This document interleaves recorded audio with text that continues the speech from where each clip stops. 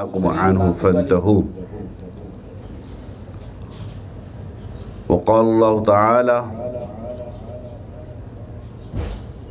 في القرآن قل إن كنتم تحبون الله فاتبعوني وقال الله تعالى وكونوا مع الصادقين صدق الله مولانا العظيم اللهم صل على سيدنا مولانا محمد معدن الجود والكرم وآله وبارك وسلم الصلاة والسلام عليك يا رسول الله وعلى آلك وأصحابك يا حبيب الله الصلاة والسلام عليك يا رسول الله وعلى آلك وأصحابك يا شفيع المذنبين بندہ پروردگارم امت احمد نبی دوست دار چہار یارم تابع اولاد علی مذہب حنفیہ دارم ملت حضرت خلیل خاک پائے غوث اعظم زیر سایہ ہر ولی ہمارے آقا و سرور ہیں جعفر صادق خدا کے دین کے رہبر ہیں جعفر صادق جنہوں نے مذہب و ملت کا درس عام کیا وہی علوم کے پیکر ہیں جعفر صادق انہی سے سیکھا ہے ہر علم کا شرف ہم نے تمام خلق سے بہتر ہیں جعفر صادق یہ سچ بنائی شریعت انہی نے ڈالی ہاں علم و فضل کا کوثر ہیں جعفر صادق ہمارے مذہب و ملت کا نام ان سے ہے یہ ہم نوائے پیمبر جعفر صادق الہی قائم و دائم انہی کا فیض رہے ہمارے دین کے رہبر ہیں جعفر صادق مکرم محترم دوستو آج کی یہ بزم حضرت امام جعفر الصادق علیہ السلام کے بارگاہ میں اپنی محبتوں اور عقیدتوں بھرے سلام پیش کرنے کی نیت کے ساتھ سجی ہوئی ہے الحمدللہ اور بڑے ذوق کے ساتھ شوق کے ساتھ دوست تشریف فرما ہیں ابھی منظوم انداز سے نوید بھائی سے گلہ عقیدت بارگاہ رسالت مآب اور حضرات اہل بیت اطہار اور غوثیت مآب میں کلام سنے جا رہے تھے کچھ احوال امام صاحب رحمۃ اللہ علیہ کے انشاءاللہ الرحمن میں آپ کے بیان کروں گا اور آپ کی تعلیمات میں سے چند موتی وہ آپ دوستوں کے گوش گزار کیے جائیں گے انشاءاللہ کیونکہ بنیادی جو چیز ہے وہ ان حضرات ائمہ اہل بیت ہے یا اولیاء کاملین ہیں ان تمام کی سیرتوں کو سمجھ کر ان کا مطالعہ کرنا اور اس میں سے ان کی جو دین کے ساتھ جو شغف محبت اور اس میں ان کی جو محنت تھی اس کو ضرور ہمیں ہائی لائٹ رکھنا چاہیے اور پھر انہوں نے اپنے اس پوری زندگی میں جو ارشادات فرمائے ہوتے ہیں وہ دراصل ان کی محنتوں کا حاصل و نچوڑ ہوتا ہے تو ہم جیسے لوگوں کے لیے جو محنت کم کرتے ہیں ان حضرات کی محنتوں سے جو ہمیں ثمر ملتا ہے پھل ملتا ہے اس کا فائدہ یہ ہوتا ہے کہ ہم تھوڑا کر کے زیادہ پا جاتے ہیں یہ ان کا احسان ہے یہ بڑوں کا ہم پر احسان ہے کہ محنتیں انہوں نے کی ابھی جیسے ایک جملہ مصرع آیا اس کے اندر اور ہم اس پہ بہت شاداں اور فرحاں ہوئے بڑی مسرت ہوئی کہ وہ کیسے ادنا ہو جس کا اعلیٰ ہو پیر تو وہ اعلیٰ نے ہمیں بالا کیا ہے یہ جو شرف آج مجھے اور آپ کو ملا ہوا ہے شرف امت وسط کا یہ نبی مکرم صلی اللہ علیہ وسلم کے صدقے ہے اور دیگر جو نسبتیں ہیں ان کی برکتیں انہی برکتوں کے صدقے ابھی میں آج صبح بھی حدیث پاک پڑھ رہا تھا بلکہ میں نے شیئر بھی کی ہے کہ ان نیکوں کے صدقے میں جو ہے وہ شفاعت کہ کمزور لوگ ہوں گے یہ لوگ محنت کر کے بارگاہ ذوالجلال میں وہ مقام اور مرتبہ پائیں گے کہ اللہ تعالیٰ انہیں اجازت دے گا کہ تم بھی اپنے دیوانے کو ساتھ لے جاؤ۔ تو اس کا معنی یہ نہیں ہے کہ ہم صرف نظر رکھیں، ہم ایسے بھی بن سکتے ہیں کہ شاید ہم اس قابل ہو جائیں کہ کسی کا ہاتھ تھام لیں، کسی کا ہاتھ تھام لیں، لیکن اپنے آپ کو ہم کمزور ضرور سمجھتے ہیں، کمزور ضرور سمجھتے، کمزور سمجھنے کے ساتھ ساتھ عمل میں لگے رہنا۔ انہی امام جعفر الصادق سلام اللہ علیہ کے والد مکرم محترم امام محمد الباقر، آپ نے ایک دفعہ ایک مجلس میں یہ بات ارشاد فرمائی تھی جو ہمیں بھی ایک دفعہ جھنجھوڑتی ہے۔ آپ ایسے ساتھیوں میں بیٹھے تھے اس وقت جیسے ہم آپس میں بیٹھے ہوئے ہیں، اور آپ نے وہاں پہ کہا کہ ساتھیوں آؤ ایک وعدہ کرتے ہیں، ہم میں سے جو جنت میں جائے گا وہ باقی ساتھیوں کو ساتھ لے جائے گا۔ اللہ۔ اب یہ آپ غور کریں کہ ائمہ اہل بیت کے ایک امام محمد الباقر کہہ رہے ہیں جو علم کے اور تقوی کے جناب والا بلندیوں پر ہیں، جن کے صدقے ہم اپنے آپ کو سمجھتے ہیں کہ ان کی محبت ہی ہمیں نجات دلائے گی، وہ مجلس میں کہہ رہے ہیں کہ جو یہ نہیں کہا میں تم لوگوں کو بھولوں گا نہیں، ہم میں سے جو جنت میں گیا وہ باقیوں کو نہیں بھولے گا، وہ ساتھیوں کو لے کر جائے گا۔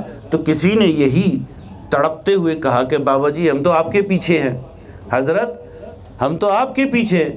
انہوں نے کہا کہ میں خود ایک کمزور سا ہوں، تو عاجزی، اسی لیے جو ہمارے ائمہ سادات ہیں ان کے بارے میں بڑوں نے بھی یہ لکھا اور انہوں نے خود ہی لکھا بیسیکلی، وہ یہ کہتے ہیں کہ میرے لیے یہ لازم ہے کہ میں سید صاحب کا ادب و احترام کروں، اور سید صاحب پر یہ لازم ہے کہ وہ اس ٹائٹل کا لاج رکھیں، وہ جو ان کے نام ان کو جو ملا ہوا ہے، نسب ان کو جو ملا ہوا ہے، وہ اس کی لاج از خود رکھیں۔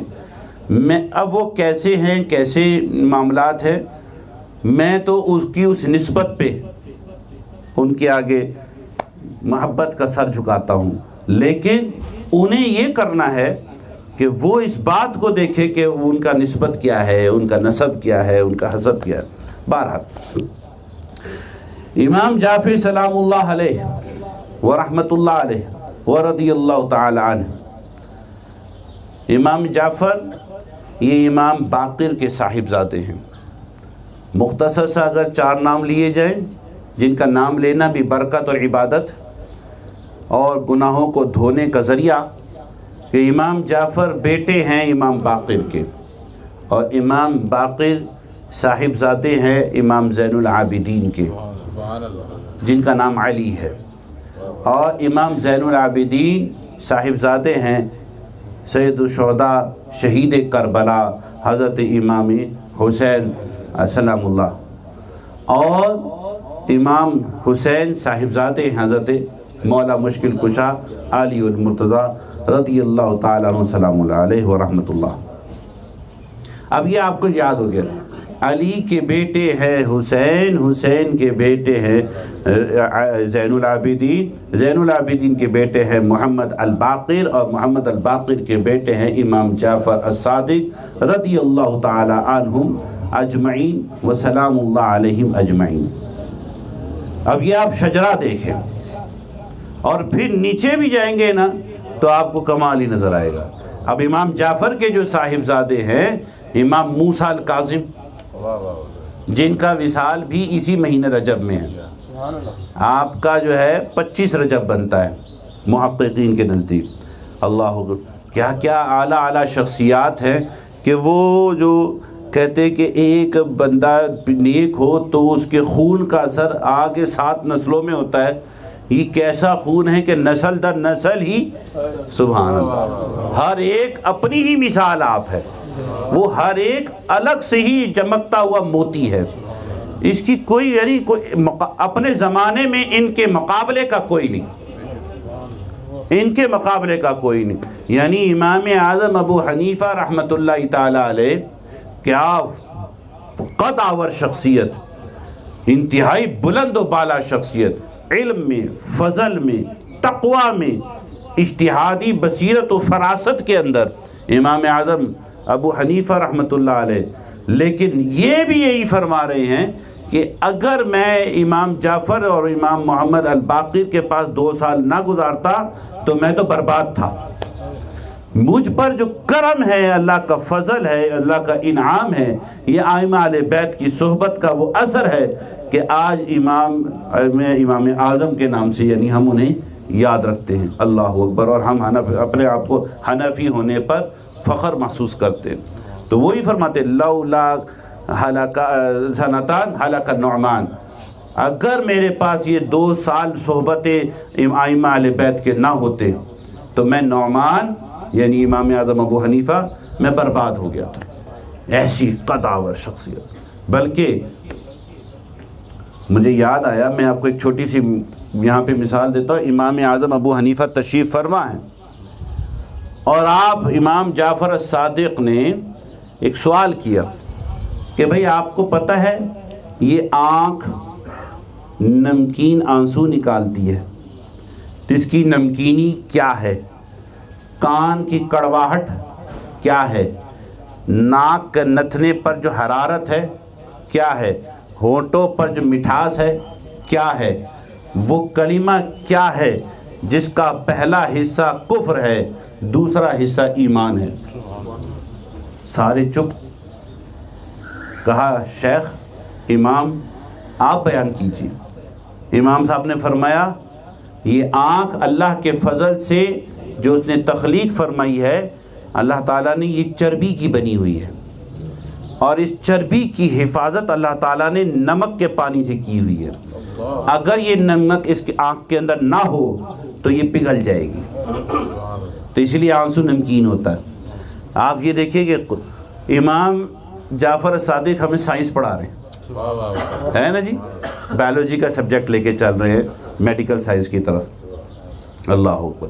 کہ یہ آنکھ کی جو تخلیق ہے، رب ذوالجلال خالق کل نے اس کو چربی سے تخلیق کیا ہے، اور اس چربی کی حفاظت کا بندوبست وہ نمک سے کی ہے۔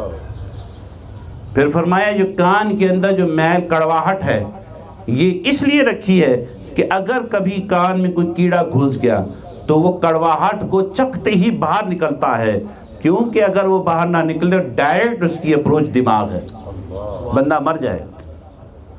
اللہ نے ہم پر کتنا انعام کیا، ٹھیک ہے جی۔ اب کیا وہ جناب آپ دیکھیے کہ امام جعفر وہ کون سی بایولوجی جو اس وقت میں آ چکی تھی؟ ابن الہیثم نے تو بعد میں جا کے آنکھ کا نظریہ اور روشنی کا نظریہ پیش کیا، جس کو آج بھی سائنس لے کر 100% پروف کرتی ہے اور پھر آگے اس پہ ترقی چل رہی ہے۔ یہ تو امام جعفر کی باتیں ہو رہی ہیں جی۔ اور پھر فرمایا یہ ناک کے جو نتھنے پر جو حرارت ہے یہ اس لیے رکھی ہے، میں علم و فضل کی ایک جھلک دے رہا ہوں آپ کو نا، وہ تو پوری زندگی ان کی عبارت ہے علم و فضل کے ساتھ، اس کی ایک جھلک ہے کہ ناک کے پر جو حرارت ہے نتھنے پر، یہ اس لیے ہے کہ یہ بدبو کو سونگھ سکے تاکہ تم اپنی حفاظتی اہتمام کرو۔ اگر یہ حرارت نہ ہو، ناک کے نتھنے پر حرارت نہ ہو تو یہ بدبو صرف دماغ میں جائے گی اور دماغ پھٹ جائے گا۔ یہ امام جعفر نے کہا علیہ، اور آج ہمیں سمجھ میں آتی ہیں باتیں ساری، کیونکہ آہستہ آہستہ پروف ہوتی چلی جا رہی، آہستہ آہستہ پروف ہوتی چلی جا رہی۔ تو اس لیے پھر اگلا جملہ فرمایا کہ یہ ہونٹ پر جو مٹھاس ہے اس کا فائدہ یہ ہے کہ تمہیں ذائقے کی تمیز ہوتی ہے، لیکن ایک بات اور ہے تاکہ تم اس سے میٹھے بول بولو۔ سائنس پڑھاتے پڑھاتے اخلاق پڑھا گئے ہیں جی، سائنس پڑھاتے پڑھاتے اچانک اخلاق کا درس دیا، اور پھر اخلاقیات سے اب دینیات کی طرف، ایمانیات کی طرف، اعتقادیات کی طرف لے کے گئے، اور کہا کہ وہ کلمہ کیا ہے جس کا پہلا ٹکڑا کفر ہے اور دوسرا حصہ ایمان ہے۔ فرمایا وہ لا الہ الا اللہ ہے، کہ لا الہ فقط لا الہ یہ کفر ہے، اور اس کا الا اللہ فوری طور پر ایمان ہے۔ لا الہ کیا مطلب کیا ہے؟ کوئی نہیں معبود، کوئی نہیں ہے۔ اب اس کوئی کے اندر پہلے سب کو نکال دیا، یہ سارا کفر ہے۔ اب اس تمام کوئی میں سے الا اللہ، صرف اللہ، تو پہلا حصہ کفر، دوسرا حصہ ایمان۔ اسی لیے ہمارے ائمہ نے لکھا ہے نا کہ جب یہ ذکر کرتے ہیں نا تو ادھر سانس نہ لیا کرو، یہ کہتے لا الہ الا، یہ سانس لیتے نا الا اللہ، لا الہ کے بعد یہ نہ لو، تسلسل رکھو، لا الہ الا اللہ پورا تسلسل کے ساتھ، سانس مت توڑو۔ کفر اور اثبات، اس کو ذکر کہتے ہیں نفی اثبات کا، یہ جو ہمارے تصوف سے وابستہ ہے ذکر کرنے والے دوست ہیں، نفی اثبات۔ تو یہ دیکھیے کہاں سائنس، اخلاقیات اور اعتقادات کا کیسا خوبصورت انداز میں ترتیب دے کے ہمارے امام نے ہمیں دین پڑھایا ہے، ہمیں انسان بنایا ہے، ہمیں ایک باشعور مخلوق عطا بنایا ہے۔ اب یہ دیکھیے خلیفہ منصور آپ کے پاس آیا، وہ اس کو تھوڑی دیر بیٹھا تھا، یہ مکھی آئی، اس نے ایسے اڑائی، پھر آئی، پھر اڑا دی، پھر آئی، پھر اڑا دی۔ اتنی دیر میں وہ امام صاحب کے پاس پہنچ گیا تو امام صاحب سے پوچھتا ہے حضرت یہ بتائیے اللہ تعالیٰ نے مکھی کو کیوں پیدا کیا؟ آپ نے فرمایا تاکہ متکبر لوگوں کے تکبر کو اللہ تعالیٰ رسوا کر دے، اس کو بتائے کہ دیکھ تو کتنا اکڑتا ہے، ایک مکھی تیرے قابو میں نہیں۔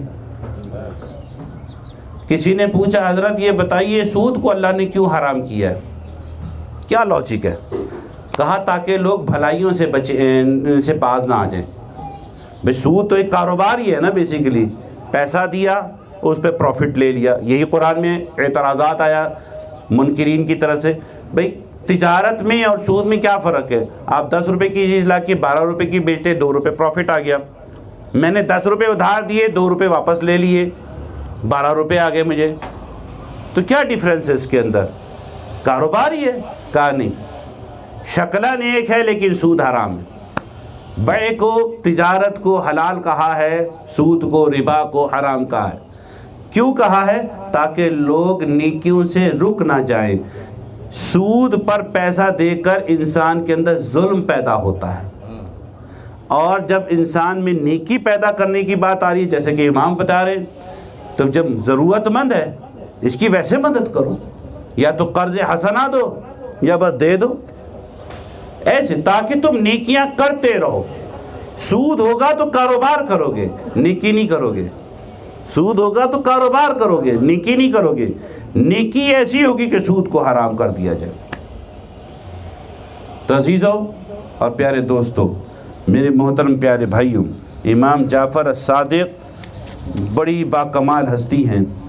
آپ نے علم و فضل میں جو کمال کیا ہے اس میں سے تو چند جھلکیاں میں نے آپ کو بیان کر دی ہیں، لیکن میں آپ کو ایک خوبصورت سا چند ایک اقوال سناتا ہوں۔ ان میں سے ایک قول تو ہر دفعہ جب میرے ذہن میں آتا ہے یا کتاب کھلتی ہے، وہ نظر سے گزرتا ہے، تو وہ اندر سے ایک کیفیت آ جاتی ہے۔ امام صاحب ایک دفعہ فرما رہے تھے کہ اللہ تعالیٰ نے بندوں کو بیٹیاں بھی دی ہیں، بیٹے بھی دیے ہیں، تو ہم کہتے ہیں بیٹیاں جو ہیں وہ نیکیاں ہیں۔ امام صاحب فرما رہے ہیں بیٹیاں نیکیاں ہیں اور بیٹے اللہ کی نعمت ہے۔ بیٹیاں نیکیاں ہیں اور بیٹے نعمت ہے۔ اللہ اور قانون کیا ہے؟ امام صاحب فرما رہے ہیں قانون کیا ہے، ضابطہ کیا ہے، اصول کیا ہے کہ نیکیوں پر اجر اور ثواب ملتا ہے اور نعمتوں پر سوال ہوتا ہے۔ اب یہ بات جب میں پڑھتا ہوں یا میرے ذہن میں جب کبھی آتی ہے تو پریشان ہو جاتا ہے انسان، سوچتا ہے اپنے احوال کو، پریشانی سے مراد اپنے آپ کو دیکھتا ہے، ڈھونڈتا ہے کہ میں کیا ہوں۔ میرے پاس بیٹیاں بھی ہیں، میرے پاس بیٹے بھی ہیں۔ اللہ تعالیٰ سب کو اولاد عطا فرمائے۔ امام صاحب کے ذکر کی برکت سے اللہ سب کو اولاد عطا فرمائے، بیٹیوں والی نیکیاں بھی عطا فرمائے اور بیٹوں والی نعمتیں بھی عطا فرمائے۔ اب یہاں پر دیکھیے وہ فرما رہے امام جعفر الصادق کہ بیٹی نیکی ہے اور نیکی پر ملتا ہے اجر، اور بیٹے نعمت ہے، نعمت پہ ملتا ہے سوال جواب. تو بیٹیاں تو ہو گئی نیکیاں، اس پہ ملے گا اجر. تو میرے جو بیٹے ہیں میں ان کی تربیت کیسی کر رہا ہوں کہ جن کے بارے میں آگے سوال کا جواب دینا ہے میں نے. یہ ایک سوالیہ نشان ہے، یہ ایک وہ کیفیت ہے جو ہمیں سوچنی ہے کہ ہم اپنے دعا مانتے ہیں یا اللہ اولاد، جس کو بھی کہو نا دعا کرو تو ڈائریکٹ اولاد نرینہ کی دعا ہوتی ہے. اور بیٹی ہو جائے اللہ بیٹا بھی دے گا، اللہ بیٹا بھی دے گا. اور میں ایک دن سوچ رہا تھا جب میں نے یہ قول امام جعفر پڑھا کہ دیکھو اللہ رب العزت کا نظام دیکھو کیا ہے، اللہ اکبر، کہ اس نے نبی کائنات صلی اللہ علیہ وسلم کو بیٹیاں ہی دی. وہاں صرف نیکیاں ہی نیکیاں ہیں، ٹھیک ہے. وہ جو سوال جواب والا پورشن ہے وہ وہاں پر ہے ہی نہیں. بحیثیت ایک اللہ اور مخلوق کے حوالے سے اگر سوچا جائے کیا شان ہے، کیا شان ہے، کیا اہتمام ہے، کیا ناموس ہے، اللہ اکبر. اسی لیے اللہ تعالیٰ، امام صاحب فرماتے ہیں اللہ تعالیٰ بندے کو 6 چیزوں کی وجہ سے ہلاک کر دے گا. 6 چیزوں کی وجہ سے. ایک، حکمرانوں کو ظلم کی وجہ سے اللہ ہلاک کر دے گا. عرب کے لوگوں کو عصبیت کی وجہ سے، عصبیت کہتے ہیں نروینس کو، یعنی طرفداری، دھڑا بندی، جانبداری، اپنے اپنے الگ کر لو اور بس انہی کو نوازو. لیکن اقربا پروری، یہ ساری چیزیں ملتی جلتی اس کے ساتھ آ جائیں گی. عصبیت، تعصب اسی سے نکلتا ہے، اس میں بڑا تعصب پایا جاتا ہے، کہتے ہیں نا ہم، اسی سے یہ لفظ نکلتا ہے. تو فرمایا حکمرانوں کو ظلم کی وجہ سے، اور عربوں کو عصبیت کی وجہ سے، اور زمینداروں کو تکبر کی وجہ سے، اور تاجروں کو خیانت کی وجہ سے، اور دیہات والوں کو دین سے ناواقفیت کی وجہ سے، اور علماء کو حسد کی وجہ سے. کون سا طبقہ چھوڑا؟ ساری بات مین ہیڈنگز میں تو یہ 6 چیزیں آ گئی. حکمران آ گئے، اس کے بعد عرب کے لوگ ہمارے لیے قابل احترام، زمیندار آ گئے، تاجر آ گئے، دیہاتی لوگ آ گئے، علماء کا طبقہ آ گیا. یہ ان میں یہ چیزیں ہوں گی تو اللہ تعالیٰ ان کی پکڑ کرے گا، ان کو برباد کرے گا، ان کو ہلاک کرے گا. تو اب ہم میں سے جو عالم دین ہیں وہ حسد سے بچے. بالخصوص سب نے بچنا ہے، لیکن علامہ صاحب ضرور بچیں. کوئی زمیندار ہے اس میں جو ایک تکبر اور اکڑ ہے وہ اس سے بچے. عاجزی سب نے اختیار کرنی ہے، عاجزی تو سب نے. اس سے بڑی اور کیا عاجزی ائمہ اہل بیت کی بیان کی جائے، جو پیچھے قول بیان کیا کہ جو جائے جنت میں جائے گا وہ مجھے بھی لے جائے. اللہ اکبر. تو اس لیے حضرات مکرم، حضرت امام سفیان ثوری کیا اللہ کے نیک بندے تھے. یہ امام جعفر کے مریدوں اور شاگردوں میں سے ہیں. تو ایک دن وہ کہتے ہیں حضرت کوئی نصیحت کر دیجئے. انہوں نے کہا چلو سنو. آپ نے فرمایا اللہ تعالیٰ تمہیں نعمت دے اور تم چاہتے ہو نعمت تمہارے پاس رہے تو تم اللہ کا شکر ادا کرتے رہا کرو. اللہ کا شکر ادا کر. اگر تمہیں یہ محسوس ہو کہ رزق کے ملنے میں کوئی تنگی اور تاخیر ہو رہی ہے تو پھر تم استغفار کیا کرو. اور اگر تمہیں کسی جابر اور ظالم کا سامنا آ گیا ہے، چاہے وہ حکمران کی شکل میں یا کسی بھی شکل میں، تو لا حول ولا قوت الا باللہ پڑھا کرو. سارا کچھ بتا دیا. اور یہی ہمارے سب کے سوال ہیں. رزق میں بڑی دعائیں ہو گئیں، ہو نہیں رہا، آ نہیں رہا، کب سے لگے ہوئے، آ نہیں رہا، کرو استغفار. یا کسی ظالم سے واسطہ پڑ گیا، لا حول ولا قوت الا باللہ. اور نعمت مل گئی ہے اور چاہتے ہو نعمت پاس رہے تو پھر اللہ کا شکر ادا کرتے رہو. لَأَزِيدَنَّكُمْ لَإِن شَكَرْتُمْ لَأَزِيدَنَّكُمْ. شکر بھیجتے رہو، نعمت تم پہ زیادہ ہوتی رہے گی. اور آخر کی بات کرتا ہوں، اور وہ آخری بات کیا ہے؟ امام صاحب فرماتے ہیں، امام جعفر الصادق بڑی باکمال ہستی ہیں جن کے خون کی میں ابھی بات بتا کے جا چکا ہوں کہ امام جعفر بن امام محمد الباقر بن علی زین العابدین بن حسین بن علی، اللہ سلام اللہ علیہم اجمعین. اور اگر ادھر چلے جائیں امی جان کی طرف یہ تو ابو جان کی طرف ہے نا. تو امی جان کی طرف چلے جائے تو آپ کی امی کا نام ہے ام فروا. امام جعفر کی امی کا نام، والدہ ماجدہ کا نام ام فروا. اب سنیے، یہ بھی ایک بڑی خوبصورت بات ہے.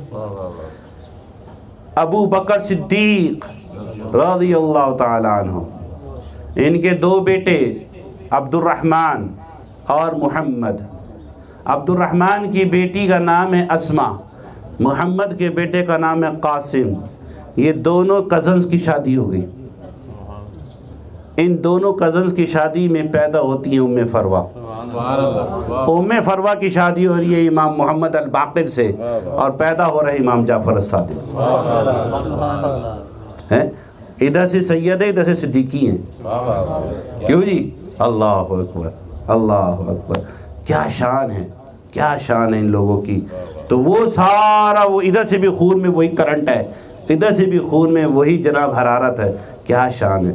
تو بہرحال امام سفیان ثوری کو ایک نصیحت فرما رہے ہیں کہ بیٹا جی، تین نیکیوں میں، نیکیاں تین ایسی ہیں وہ پوری کب ہوتی ہیں. فرماتے ہیں کہ نیکی تین چیزوں سے پوری ہوتی ہے. اس کو جلدی کرنے سے، نیکی کا کوئی کام ہے نا، اچھا بھی کرتا ہوں، نہیں، نیکی پوری تبھی ہوگی جب تم اس کو جلدی سے کر دو. اٹھا کے رکھا تو ابھی تو تم نے سوچا تھا میں یہ فقیر کو 10 روپے دوں گا، وہ نکل بھی گیا، گئی نیکی گئی. یا پھر سوچا تھا میں اس کو 50 روپے دوں گا اور 2 نفل پہلے میں پڑھ لیتا ہوں، 2 نفل پڑھ لیتا ہوں. نفل پڑھتے پڑھتے حضرت ابلیس آئے جناب، شیطان میاں، اور دل میں یار وہ دہی بھی تو لے کے جانی ہے. وہ 50 کی نیت جو ہے وہ 40 کاٹ دے گی، 10 روپے دیں گے اور دہی لے کے گھر پہنچ جائیں گے. تو نیکی تو کم ہو گئی. تو نیکی پوری، اس لیے داتا حضور نے لکھا ہے رحمت اللہ تعالیٰ علیہ کہ دل میں نیکی کا پہلا خیال جو دل میں آتا ہے نا، وہ اللہ کی طرف سے ہوتا ہے، بعد میں وسوسہ آتا ہے. اسی لیے آپ کہتے ہیں کہ جو وہ پہلا خیال جو آیا ہے اسی کا نام جود و سخا ہے. جود و سخا کے باب میں نا آپ نے یہ بات لکھی ہے.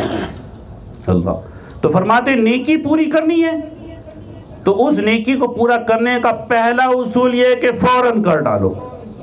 دوسرا، چھوٹا سمجھو کہ میں نے کوئی بڑا تیر نہیں مارا، بس رب نے کام لے لیا. اس کو بھی داتا حضور نے محبت کے باب میں یہی لکھا ہے کہ محبت کی حقیقت یہی ہے کہ اپنا سب کچھ کر کے بھی کہو کچھ نہیں کیا. ادھر سے صرف نکاح ہی ہو گئی تو کہو سب مل گیا. محبوب کی طرف سے تھوڑا بھی بہت ہے اور محب کی طرف سے بہت بھی تھوڑا ہے. نیکی فوراً کرو، اس کو اپنے لیے چھوٹا جانو اور اس کو چھپانے کی کوشش کرو، تمہاری نیکی مکمل ہو جائے گی. اللہ رب العزت ہمیں اپنے اسلاف کے ان باتوں پر، ان ارشادات پر چلنے کی توفیق عطا فرمائے. آمین. وآخر دعوانا الحمدللہ رب العالمین.